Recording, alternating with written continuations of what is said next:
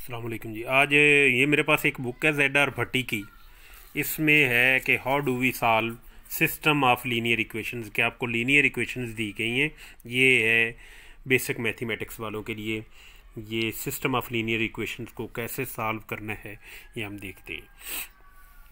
तो सबसे पहले इंट्रोडक्शन है इसके बारे में थोड़ा सा, फिर है मैट्रिक्स इन्वर्जन मेथड है कि कैसे करते हैं मैट्रिक्स से, और फिर है क्रैमर रूल्स के हम कैसे करते हैं। ये आपका सिलेबस है। सबसे पहले system of two linear equations है। दो लीनियर इक्वेशंस आपको दी गई। ये बिल्कुल ऐसे ही समझें कि 2x minus 3y is equal to 5। यहाँ पे दो वेरिएबल हैं x और y हैं, वो लीनियर हैं जिनकी मैक्सिमम पावर जो है 1 है। इस तरह की हर इक्वेशन जो है उसको लीनियर इक्वेशन कहते हैं। ये 2, 3, 5 जो है ये कांस्टेंट है, जैसे a11, a12 और b1 है। इसी तरह से दूसरी इक्वेशन है, वो दो वेरिएबल x1 और x2 में है। यहाँ पे xy लिया मैंने, यहाँ x1 और x2 लिए, उससे कोई फ़र्क नहीं पड़ता। ठीक है, दो लीनियर इक्वेशन हैं बिल्कुल इसी तरह से। ये x और y में लिखी, ये x1 और x2 में है। ठीक है, दो लीनियर इक्वेशन है, ये कोफिशिएंट्स हैं उनके वेरिएबल्स के, और ये राइट हैंड साइड कांस्टेंट है, जैसे ये 5 है। अब ये इसे कहते हैं non homogeneous linear equation. Non homogeneous इसलिए कहते हैं कि यहाँ पे राइट हैंड साइड पे कांस्टेंट आ रहे हैं। अगर ये कांस्टेंट जीरो हो जाए, जैसे ये राइट हैंड साइड जीरो हो जाए, इसी इक्वेशन को हम होमोजीनियस इक्वेशन कहते हैं। लीनियर तो होगी लेकिन होमोजीनियस होगी। ठीक है, ये दो नॉन होमोजीनियस लीनियर इक्वेशंस हैं जिसमें वेरिएबल x1 और x2 हैं। a11, a12, a21, a22 ये कोफिशिएंट्स हैं इन वेरिएबल्स के। ठीक है, और b1, b2 ये कांस्टेंट्स हैं राइट हैंड साइड पर। इसको हम मैट्रिक्स फॉर्म में कैसे लिख सकते हैं कि आप क्या करेंगे, ये कोफिशिएंट मैट्रिक्स बना लेंगे जो वेरिएबल की है। आप पहले कोफिशिएंट को लिख लेंगे a11, दूसरा a12, नीचे वाली रो के लिख लें a21, a22 लिख लिया। ये मैट्रिक्स बना दिया आपने, इलामत लगा दी मैट्रिक्स की। x1 और x2 जो वेरिएबल हैं, जैसे यहाँ पे xy थे, उनको आपने कॉलम में लिख लेना है, x1 और x2। ठीक है, और राइट हैंड साइड ऐसे ही आपने कॉलम में लिख लेना b1, b2। अब ये सिस्टम ऑफ लीनियर इक्वेशंस को हमने मैट्रिक्स फॉर्म में लिख दिया। ठीक है, ये कोफिशिएंट मैट्रिक्स है जिसे कैपिटल ए कहेंगे। ये वेरिएबल मैट्रिक्स है जो एक्स वाई आपने मालूम करना है, इसे कैपिटल एक्स कह देंगे। और ये राइट हैंड साइड पे कांस्टेंट्स हैं, ये b1, b2। ये जो मैट्रिक्स बनी इसे कैपिटल बी कह दिया। अब इस पूरे सिस्टम को हमने मैट्रिक्स में रिप्रेजेंट कर दिया ax इक्वल टू बी की फॉर्म में। अगर ये b जो है राइट हैंड साइड जीरो हो जाए, इसी सिस्टम को हम होमोजीनियस सिस्टम कह देंगे। Is it clear? ये a क्या है? ये कोफिशिएंट मैट्रिक्स है, ये जो आपके पास है। पहली रो के कोफिशिएंट लिख दें और फिर दूसरी रो के कोफिशिएंट लिख दें वेरिएबल के कांस्टेंट के। और ये x जो है ये मैट्रिक्स है आपके पास, x1, x2 जो वेरिएबल है, और b राइट हैंड साइड है। लिख दिया। The matrix A is called as the coefficient matrix. इसी तरह से सिस्टम 3 इक्वेशंस को भी हम लिख सकते हैं। ये समझे x1, x2, x3 वेरिएबल है, जैसे x, y, z होते हैं।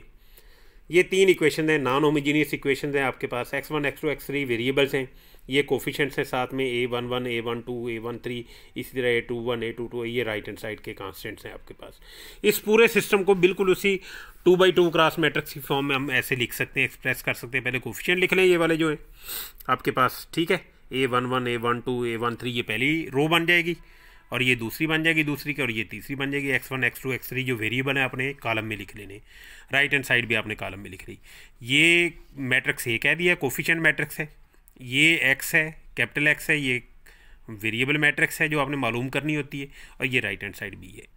इसमें भी यही है कि b अगर जीरो हो जाता है तो ये आपके पास नॉन होमोजीनियस सिस्टम बन जाएगा। ये आपने आइडेंटिफाई कर लिया कि ये a है, इसको आपने x रखा, इसको आपने b रखा, ये आपने नीचे बता दिया। ठीक हो गया। ए को कहते हैं कोफिशिएंट मैट्रिक्स। अब ये कोफिशिएंट मैट्रिक्स पे डिपेंड करता है कि वो कैसी है, सिंगुलर है, नॉन सिंगुलर है।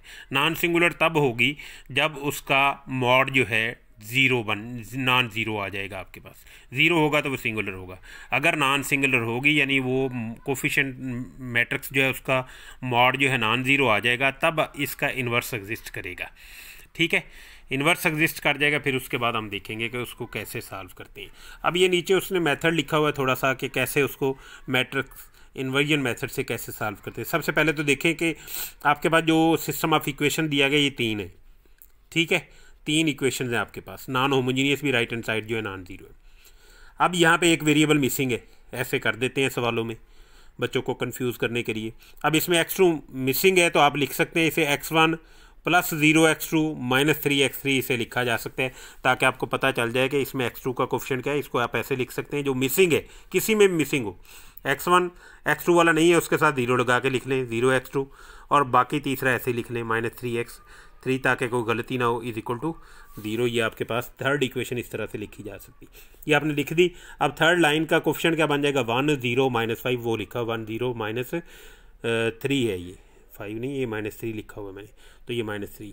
और पहले के 3 -2 1 ये लिख दिया पहली रो में, फिर 5 + 6 2, 5 + 6 2, और लास्ट में ये जो वेरिएबल आपने कॉलम में लिख दिए, राइट हैंड साइड लिख दी। अब ए ये कोफिशिएंट मैट्रिक्स है, बी एक्स जो वेरिएबल मैट्रिक्स है, और राइट हैंड साइड बी जो है आपने लिख दी। उसके बाद अगला काम है उसके बाद आपने देखा था ना यहाँ पे कि a x is equal to b आपने लिखी वो इक्वेशन इस फॉर्म में।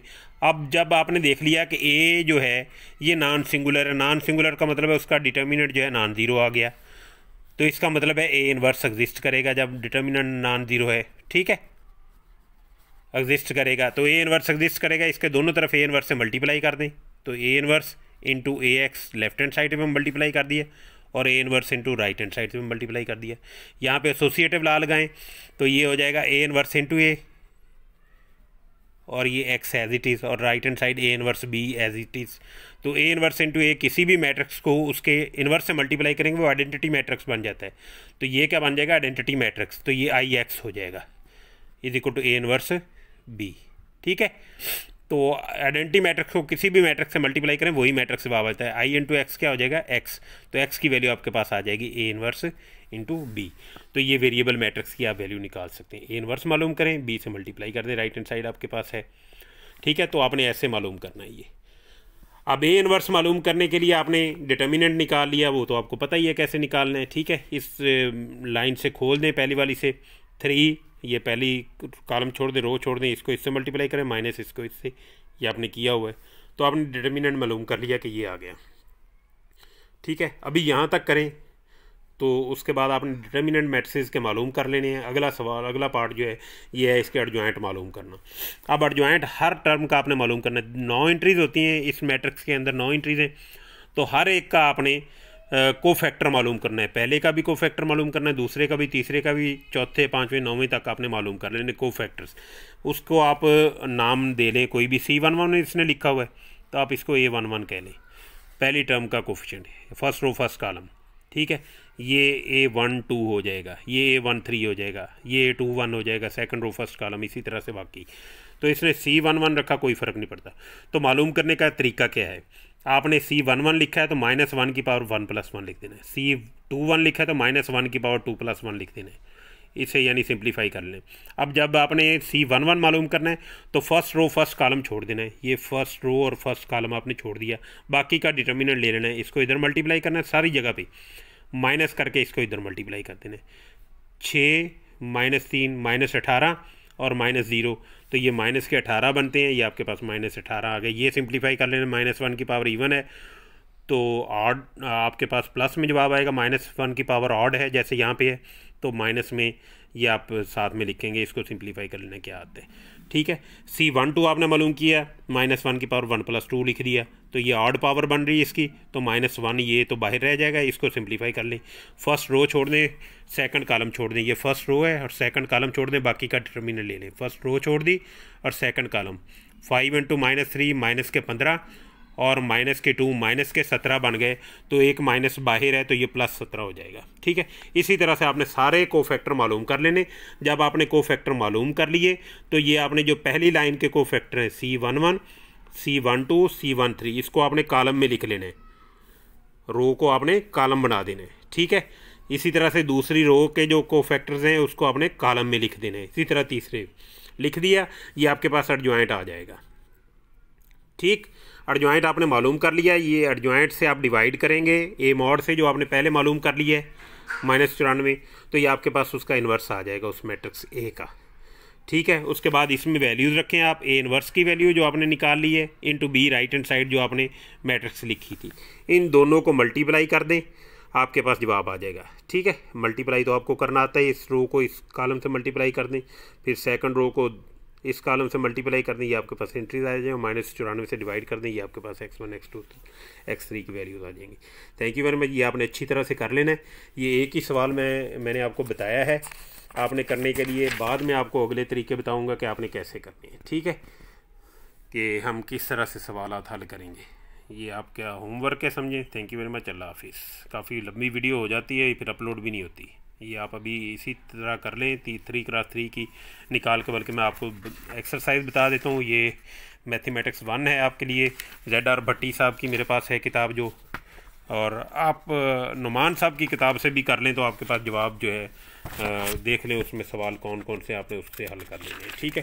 इससे परेशान नहीं होना कि बुक कौन सी है कौन सी नहीं है, आपने जस्ट देखना है कि क्या है। ये आपके पास सवाल हैं, आपने ये लिखा हुआ है एक्सरसाइज नंबर 7 है, इसमें सवालों का स्क्रीनशॉट लें। आपने इसको क्रैमर रूल से भी हल नहीं करना, वो मैं आपको बाद में करवाऊंगा। अभी आपने सिर्फ उसी मैट्रिक्स मेथड से करना जो मैंने आपको ए इनवर्स वाला बताया। ये नॉन होमोजीनियस इक्वेशंस हैं, पहले 3 सवाल आपने कर लेने। स्क्रीनशॉट ले लीजिएगा इसका, मैंने काफ़ी देर रोका हुआ है। थैंक यू वेरी मच, अल्लाह हाफिज़।